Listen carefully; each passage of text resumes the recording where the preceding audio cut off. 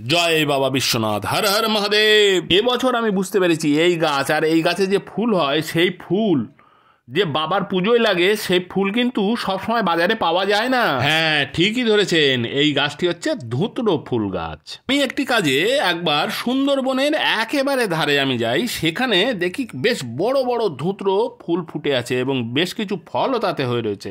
সেই ফল আমি কালেক্ট করে নিয়ে আসি এবং তার থেকে দেখেছেন কি সুন্দর ধুতরো ফুল গাছ তৈরি হয়েছে। এই কদিনের ভিতরে এই গাছগুলি যা বড় হয়ে উঠেছে, তাতে আর এই ট্রেতে রাখা সম্ভব নয়।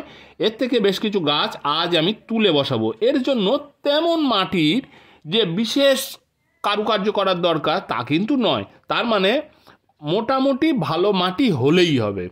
আর গাছের শিকড় দেখেছেন কি সুন্দর বেড়ে উঠেছে, কিন্তু চেষ্টা করবেন অন্তত একটা টবে বসানোর। আমি এখানে প্লাস্টিকের টবে আমি বসাচ্ছি।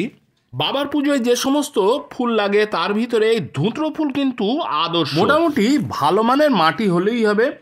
ভালো করে গাছকে টবের মাঝখানে সেট করে এইভাবে চারদিক থেকে মাটি দিয়ে খুব সুন্দর করে সেটিকে সেট করে দিন, যেন গাছ হেলে না পড়ে। আর এই গাছ গুল্ম জাতীয় গাছ হলেও একটু বড় হয়, মানে 2 ফুট 3 ফুট তো অবশ্যই হয়। আপনার টবের গাছ হলে সেটি আপনি যদি সেইভাবে সার দেন তাহলেও অন্তত 2 ফুট তো জায়গা নেবেই।